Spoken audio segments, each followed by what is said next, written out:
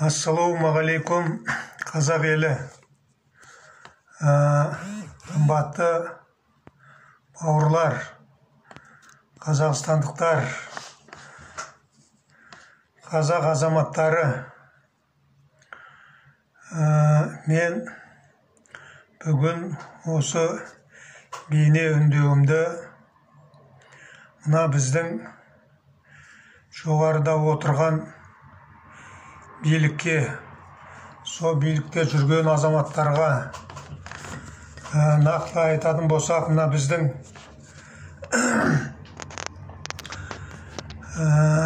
Қазақстан Республикасының премьер-министріне, Қазақстан Республикасының қорғаныс министріне, Қазақстан Республикасының ішкі істер министрі, сыртқы істер министрі, сол министрлікте отырған жоғарыдағы лауазымды азаматтар, армия, полиция, генералдары, полковниктер, айналайындар, сендер бәрің қазақсыңдар ғой, бәріміз қазақпыз ғой.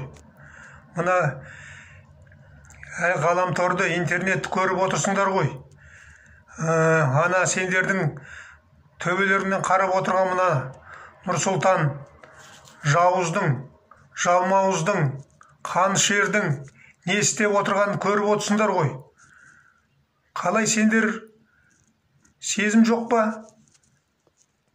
Мәңгүрт болып кеткенсіңдер ма? Зомби, робот болып кеткенсіңдер ма? Қарасаңдар кішкене. Айналайын бауырлар, мен міне зейнеткер аталарымын, пенсиядамын, жоғары білімді заңгермін міне. Бізде Қазақстанда заң жоқ. Заң Конституцияда қалай болып жазылғанын, ал іс жүзінде қалай болып жатқанын оны бәрін көріп біліп отырсыңдар.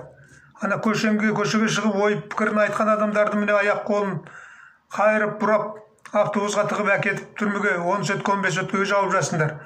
Басқаларын қылмыстық іс қозғап міне соттап жатсыңдар. Осы дұрыс па? Тарихта кішкене қарасаңдаршы, тарихтан белгілі ол. Диктаторлар келеді, кетеді, халық қалады, халық мәңгілік. Диктаторлардың бәрі баратын жер ол белгілі. Ол ертең түрмеге барады, не болмаса оны өлтіреді. Соған келе жатыр біз мына өзі міне. Біздің мына Нұрсұлтан сатқын шал, біздің қазақтың жерін, дүние байлығын бәрін шетелге сатты міне, шетел инвестициясы деп. Бәрі шетелдіктердің қолында. Біз қазақ өз туған жерімізде өгей баланың күнін көшіп жүрміз. Бұл не деген масқара?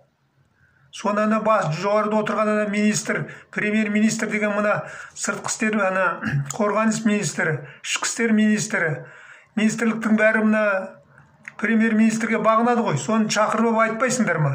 Ақылдаспайсыңдар ма? Мына шалдық тұтқынға алу керек қой, қамау керек. Генеральный прокурор, бас прокурор қайда? Ақылдассаңдаршы. Санкциясын алыңдар да тұтқынға алыңдар оны, шалды. Айналасындағы жемқорлардың, қылмыскерлердің бәрін тұтқындау керек. Ана үлгі алсаңдаршы, Африка халқы. Ана жылы міне осыдан 2 жыл бұрын Мугабе деген диктатор 92 жастағы. Өзінің генералдары тұтқындап, одан кейін оның 40 жас кіші тоқалы шетелге қашып кетті. Халық тойлап, көшеде тойлап жатыр. Интернетте жүр, ютубта. Сол сияқты ойлансаңдар, сендер қазақсыңдар ма? Өздерің кішкене ұлттық сезім, ұлттық намыс деген бірдеңе бар ма? Бұл мал боп, құл боп, нұрғұл боп, орыс құл болдық міне 70 жыл. Енді міне Қытай құл боп, Қытайдың тілін үйреніп жатыр әне. Қытай құл боламыз, араб құл болып жатырмыз. Өзіміздің ұлттық намыс, қазақтың салт дәстүрі бар ғой. Сол ұлттық намыс тоятып, диктатор шалды тұтқындаңдар. Ішінде жүрген біреулерің енді ақылдассаңдаршы, бір-біріңе сөйлессеңдерші. Өздерің ұйымдасып, оны тұтқындау керек. Соны неге ойластырмайсыңдар? Мына халық шулап жатқанын көріп жатсыңдар ғой міне. Бұл не деген сұмдық, масқара? Қайда бара жатырмыз біз? Құримыз ғой міне. Соны жоғарыда отырған міне генералдар, полковниктер, жоғарғы шенді офицерлер, Кішкене ойласаңдар, жан жақтарыңа қарасаңдаршы. Қашан ғана бір күніңді ойлап жүрсің тамаққа, бүгінгі бір күндігіңе мәз болып, бүгінгі тойынғаныңа, астыңа мінген мәшинеңе мәз болма. Ана ертең болашағыңнан сенің балаларың, немерелерің не болады? Қайда бара жатырмыз?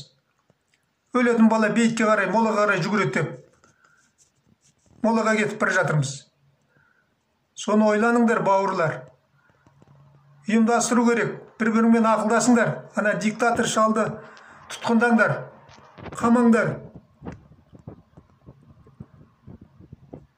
Сол менің айтайын дегенім. Соны біліңдер. Ойластырыңдар.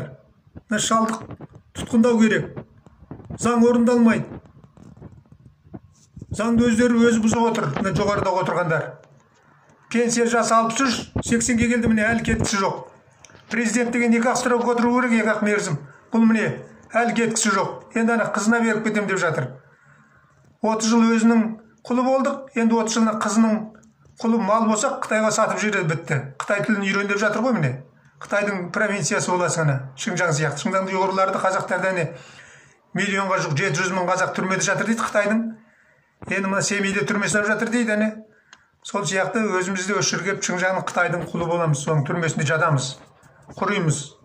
Сондықтан ояныңдар, бауырлар, генерал, сымақтар, полковниктер, кішкене ақылдасыңдар, шалды тұтқынға алыңдар. Ұлттық намыс болу керек, қайталап айтайын. Ояныңдар. Біреуің ана жерде ұлттық намысы бар, ер жүрек, батыр біреулерің бар шығар, ана шалды атып тастасаңдар да атып тастаңдар. Онда тұрған түкті жоқ. Халық батыр атағын аласыңдар.